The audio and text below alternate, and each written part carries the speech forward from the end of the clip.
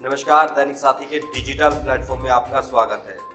हरियाणा भाजपा के वरिष्ठ नेता अंबाला से सांसद रतनलाल कटारिया हमारे बीच नहीं रहे। निमोनिया से पीड़ित कटारिया चंडीगढ़ पीजीआई में भर्ती थे। देर रात 72 वर्ष की उम्र में उन्होंने अंतिम सांस ली। रतनलाल कटारिया के अचानक निधन से हरियाणा में, खासकर हरियाणा भाजपा में शोक की लहर व्याप्त है। मुख्यमंत्री मनोहर लाल खट्टर ने अपने तमाम कार्यक्रमों को रद्द करते हुए रतनलाल कटारिया के आवास पर पहुंचकर उनको श्रद्धांजलि देते हुए परिवार को ढांढस बंधाया। रादौर से विधायक, प्रदेश में मंत्री से लेकर 3 बार सांसद व केंद्रीय मंत्री तक का सफर बेहद संघर्षपूर्ण रहा। मुख्यमंत्री मनोहर लाल खट्टर ने सांसद रतनलाल कटारिया से जुड़े तमाम किस्सों को साझा किया। बताया जा रहा है कि रतनलाल कटारिया हंसमुख स्वभाव के थे। फिल्मी गानों में भी पार्टी के कंटेंट जोड़कर पार्टी की नीतियों का प्रचार प्रसार करने में कोई कसर नहीं छोड़ते थे। बताया यह भी जा रहा है कि प्रधानमंत्री नरेंद्र मोदी से भी उनकी घनिष्ठता थी। अब आपको दिखाते हैं कि श्रद्धांजलि देने पहुंचे मुख्यमंत्री मनोहर लाल खट्टर ने क्या कहा। देखिए, आज हमारे मेंबर पार्लियामेंट श्री रतनलाल जी कटारिया वो हमारे बीच में नहीं रहे। पिछले कुछ दिनों से अस्वस्थ चल रहे थे, पीजीआई में एडमिट थे। रतनलाल जी कटारिया के जाने से एक बहुत रिक्तता हरियाणा की राजनीति में मैं कह सकता हूँ ये आई है।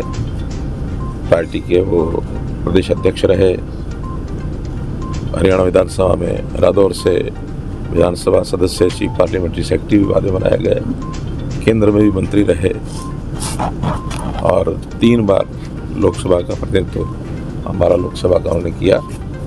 अचानक उनके जाने से एक क्षति हुई है, तो निश्चित रूप से हम संगठन के सब लोग बहुत ही आहत हैं। इस समय पर मैं प्रभु से प्रार्थना करता हूं कि उनको अपने प्रभु चरणों में उनको स्थान मिले और परिवार के सब लोगों को भी इस अपूर्णीय क्षति को सहन करने की ताकत मिले।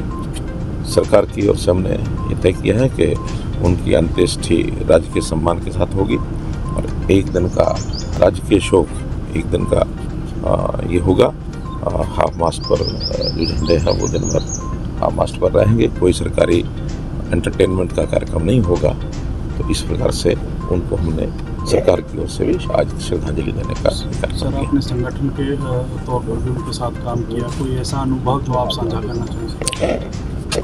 देखिए, वो राष्ट्रीय प्रदेश के अध्यक्ष थे और मैं महामंत्री संगठन था। लगातार 3 साल तक इकट्ठे काम करने का आपको अवसर मिला। तो बहुत बड़ी विशेषता ये थी कि कभी भी किसी व्यक्ति को वो आहत नहीं करते थे। बातचीत में कभी ऐसा उनके मुख से शब्द नहीं निकला कि किसी कोई कार्यकर्ता हमारा नाराज हुआ हो, कष्ट में हुआ हो, बल्कि बहुत वो हंसमुख चेहरा होने के नाते से लोगों को बहुत प्रसन्नचित्त रखते थे।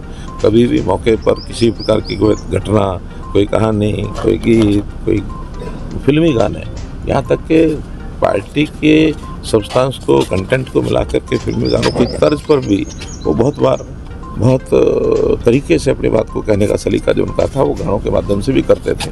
कटाक्ष भी करते थे विपक्षी लोगों के ऊपर, तो गानों के, गीतों के माध्यम से करते थे। विपक्ष के लोग भी कई बार तो बड़े आनंद लेते थे उन चीज़ों का। तो एक हंसमुख चेहरा जिस प्रकार का था, मैं समझता हूँ कि एक बहुत अद्भुत ये गुण उनका, ये हमको सबको पसंद आता था।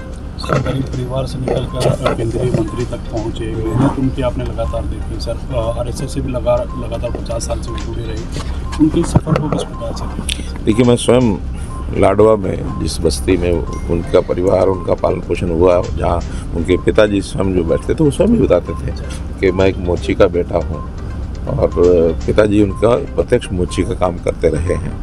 तो ऐसे परिवार में से निकल करके इस लेवल तक पहुंचना वास्तव में ही उनकी जो अद्भुत जो क्षमता थी काम करने की, तीक्ष्ण बुद्धि जो उनके व्यक्ति थे, वकालत भी उन्होंने की। तो उस प्रकार के एक तेज़ बुद्धि के व्यक्ति होने के नाते ही उनको ये अवसर भी मिला। मोदी जी के साथ बहुत अच्छे संबंध उनके थे। मोदी जी के साथ तो जब वो कभी बैठकों में बैठते थे और मान लो कहीं किसी बैठक में कटारिया जी की चर्चा नहीं हुई तो स्पेशली कहते थे, आज कटारिया जी कहाँ हैं।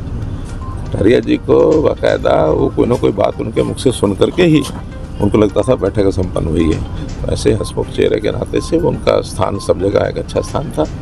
निश्चित रूप से सबको ही कष्ट जरूर हुआ। राज्य के शोक की बात की तो तमाम जो कार्यक्रम भी थे केंद्रीय मंत्रियों के, आपके भी थे, सभी रद्द माने गए। हाँ, मेरा कार्यक्रम जो था उसको मैंने रद्द किया।